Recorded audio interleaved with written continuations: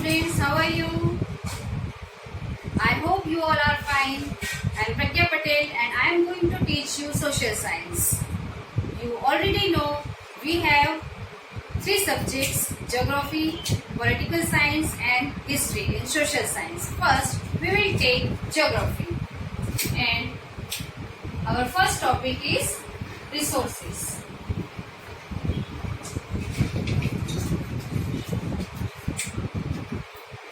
You know what are resources? Resource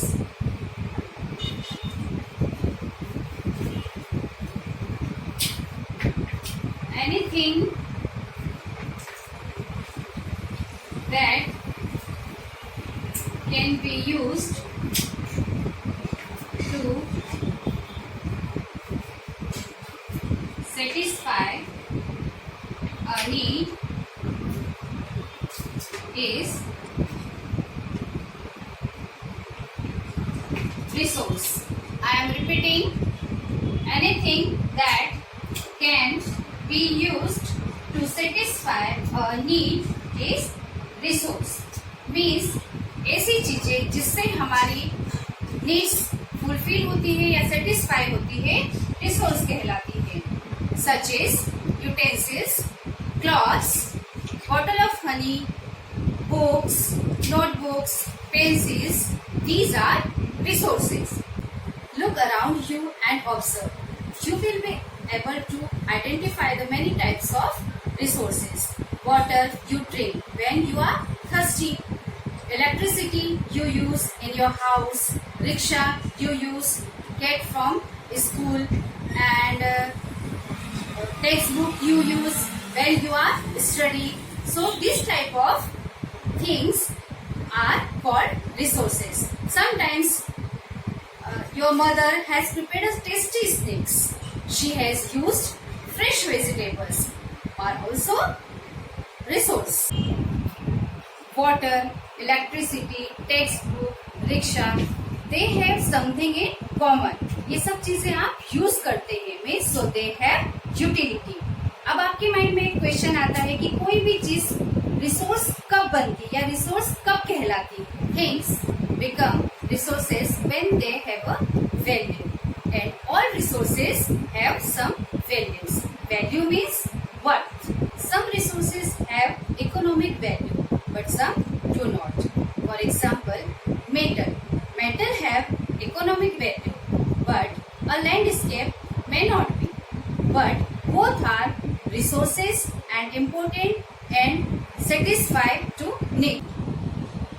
suppose कुछ resources ऐसे होते हैं जिनका इकोनॉमिकली टाइम के साथ वैल्यू बढ़ता है, मीन्स टाइम के साथ उसकी इम्पोर्टेंस बढ़ती है या उसकी वैल्यू बढ़ती है.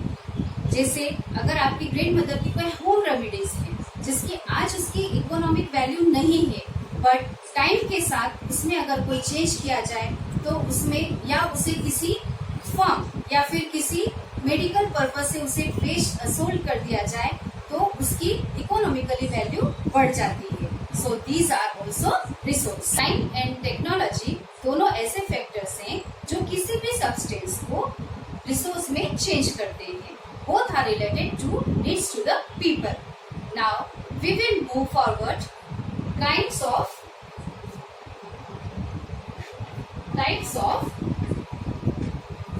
resources.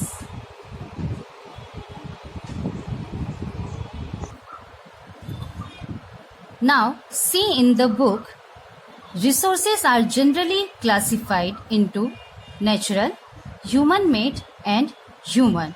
Now, one by one, we will see natural resources. Natural resources क्या होते हैं? Resources that are drawn from nature and used without much modification are called natural resources.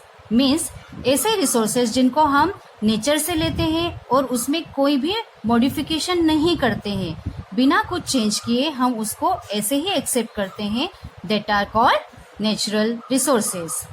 The air we breathe, the water in our rivers and lakes, the soils, minerals are all natural resources. Means air जो हम लेते हैं, water जो हम use करते हैं, soil, minerals, ये सब इनमें हम कोई चेंज नहीं करते और इसे हम यूज करते हैं. So these are all natural resources. Many of these resources are free gifts of nature and can be used directly. हम इन्हें नेचर का गिफ्ट फ्री में रहता है और जिसे हम वैसे ही यूज कर लेते हैं, इसे हम कोई चेंज नहीं करते हैं.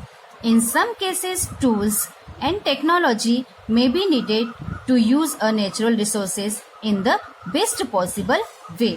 सिर्फ हमें ह्यूमंस उसमें अपनी टेक्नोलॉजी या टूल्स यूज करते हैं कि उसको हम इजी वे में यूज कर सकते हैं या बेस्ट पॉसिबल वे में यूज करते हैं, तो ये सब नेचुरल रिसोर्सेज कहलाते हैं. Now natural resources are classified into different groups depending upon their level of development and use, origin, stock and distribution. On the basis of their development and use, resources can be classified into two groups: actual resources and potential resources. अब actual resources क्या है? Actual resources are those resources whose quantity is known. Means जिनकी quantity पता है वो actual resources कहलाते हैं. These resources are being used in the present. ये रिसोर्सेज प्रेजेंट में यूज किए जाते हैं. The rich deposits of coal in Ruhr region of Germany and petroleum in the West Asia, the dark soil of the Deccan plateau in Maharashtra are all actual resources. ये सब actual resources के examples हैं. Now potential resources. Potential resources क्या है? Potential resources are those whose entire quantity may not be known. जिसकी quantity हमें पता नहीं है. And these are not being used at present. The level of technology we have at present may not be advanced enough to easily utilize these resources. Means हमारे पास अभी ऐसी technology नहीं है जिसका हम इजीली प्रेजेंट टाइम में use कर सकते हैं.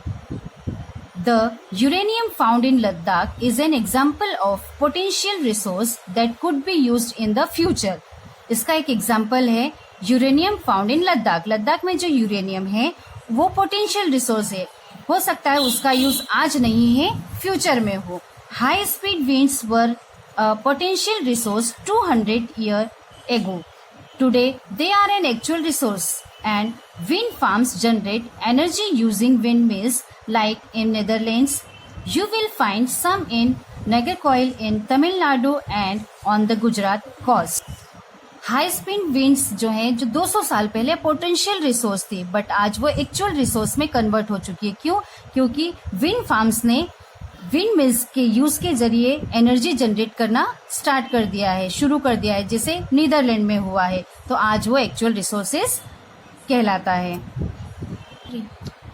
अभी हमने देखा डेवलपमेंट एंड यूज के बेस पर रिसोर्सेज के टाइप्स, जो कि एक्चुअल रिसोर्सेज और पोटेंशियल रिसोर्सेज हैं. अब हम देखते हैं बेस्ड ऑन देयर ओरिजिन.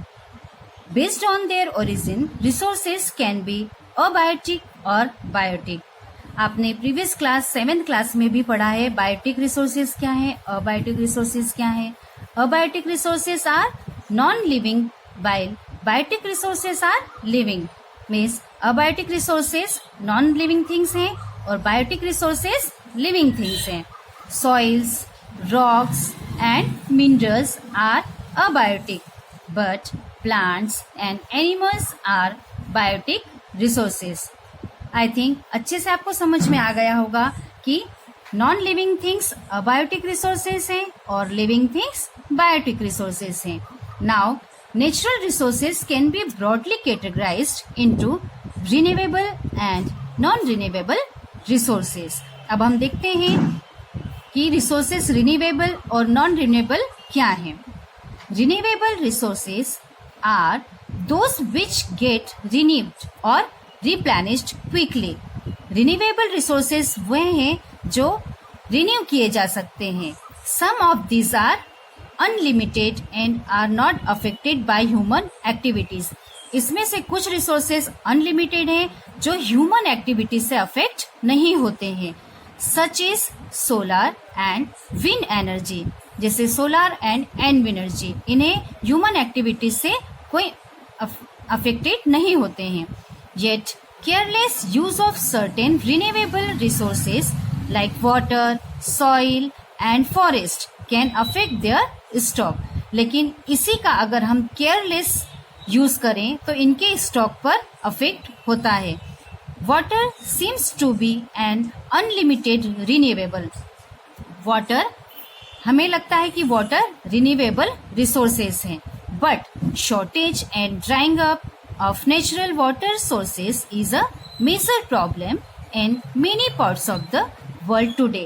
लेकिन वहीं हम देखते हैं कि वाटर शॉर्टेज सबसे बड़ी प्रॉब्लम है वर्ल्ड की। क्यों? क्योंकि इससे उसका यूज गलत तरीके से हुआ, जब केयरलेस हम उसका यूज कर रहे हैं तो वो धीरे धीरे उसका ड्राइंग अप हो रहा है, जिससे कि ये वाटर शॉर्टेज की प्रॉब्लम पूरे वर्ल्ड में आज हम देख रहे हैं।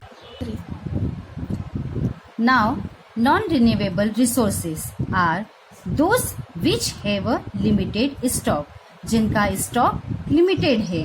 Once the stocks are exhausted, it may take thousands of years to be renewed or replenished।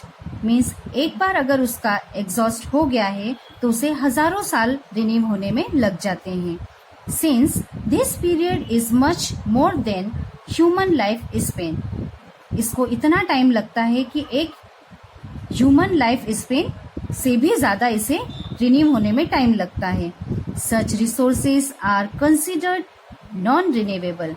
इस टाइप के रिसोर्सेज को नॉन रिन्यूएबल रिसोर्सेज कहा जाता है। Coal, petroleum and natural gas are some examples. जैसे हम सभी को पता है, कोल, पेट्रोलियम, नेचुरल गैस, ये सभी नॉन रिन्यूएबल रिसोर्सेज की एग्जाम्पल्स हैं। ये स्टॉक के बेस पर रिसोर्सेज के टाइप थे, renewable resources and non renewable resources. Now on the basis of their distribution, resources can B ubiquitous और लोकलाइज्ड। अब हम इसका डिस्ट्रीब्यूशन के बेस पर टाइप्स देखें तो यूबिक्विटस और localized. Resources that are found everywhere like the air we breathe are ubiquitous. Resources जो हर जगह पाए जाते हैं या हर जगह हमें इजीली मिलते हैं या हर जगह रहते हैं, जैसे एयर, वी ब्रीथ, ये यूबिक्विटस रिसोर्सेज कहलाते हैं। But those which are found only in certain places are localized like copper and iron ore. Means जो रिसोर्सेज जो सर्टेन प्लेसेस पर ही लोकलाइज्ड होते हैं, जैसे कॉपर, आयरन, गोल्ड, सिल्वर, ये लोकलाइज्ड रिसोर्सेज कहे जाते हैं। The distribution of natural resources depends upon number of physical factors like terrain, climate and altitude. Means natural resources का डिस्ट्रीब्यूशन डिपेंड करता है इन फिजिकल फैक्टर्स, जैसे terrain means types of land, climate, ये आपको अच्छे से पता है क्लाइमेट क्या होता है, and altitude means the height of something above sea level. The distribution of resources is unequal. Resources का डिस्ट्रीब्यूशन अनइक्वल है। क्यों? Because this factors differ so much over the earth. क्योंकि ये जो फैक्टर्स हैं ये अर्थ पर डिफर, इसी में बहुत अंतर है, इसीलिए नेचुरल रिसोर्सेज का डिस्ट्रीब्यूशन भी में भी डिफरेंट है। Have you got students? That's all for today. We will continue this in next class.